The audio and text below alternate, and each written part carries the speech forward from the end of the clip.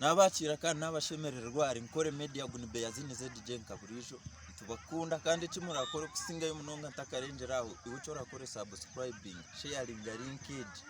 Yes ningambira umumberezi ezitare z'amashemererwa nizo busasi kuko mwamwatu wocinjere wa ruguru omwe amukozi mutayi wanje Sky nano kuya yabashoborere tubyo mumbera eyo kunyogwa ningashi eyo kufikirirwa mu Western Uganda akuba omwe ari Kings ningashi abakwatirire music industry yitu ya Western Uganda roid aferi rwishe necho busasi munonga kandi nkankore media ntujango rest in internal peace our beloved dad akuba ne tata witu na kare yatuzarira umuntu uri munatambuza ikintu cha music nitunkaba artists ningashi nabantu bona abadyo mu industry nitushashaniwe kandi tujango tata ahomoro mbusinje Roy nomwe abantu abijure bakareta generation eji ya penetrate nje kurengo mu Western Uganda kajiza kutaho mu central eka crossing border zona za Uganda generation eje yabera mu ba Megatoni ba Gioni na nabandi bakuretera ba Sister Charity ba Sister Charles kare generation eje ya Roy ni wayijera kajebe mbera kandi akagumiza amatwatere imyaka irenga 8 ari ku kitere kintu amakuru agago busasi tugatungire ciro kurabira a Facebook page yo mweshongozi Roy ni wadi postingire itunga kore media ni twabifuneraho so twatandikiraho kufuna bwino yo kujangu omweshongozi mutayi witu kandi munywani witu yaferwa omuzirewe kandi tata weye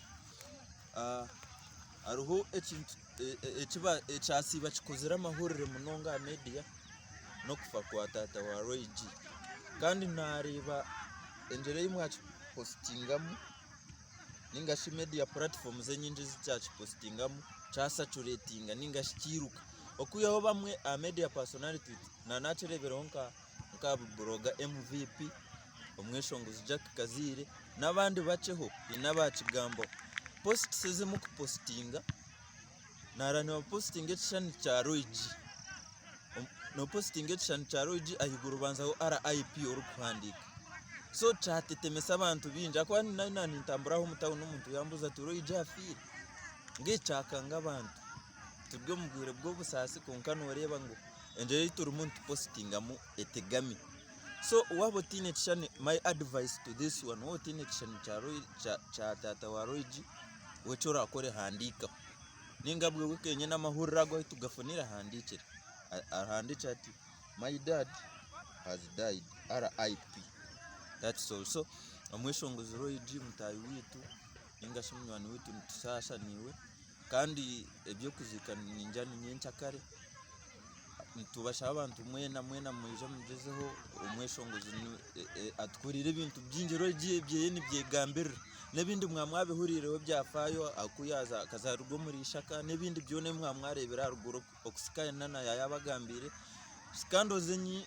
twijere ntureba nk'abandi beshongozo kubaja scandals Roy tayine scandals nyingi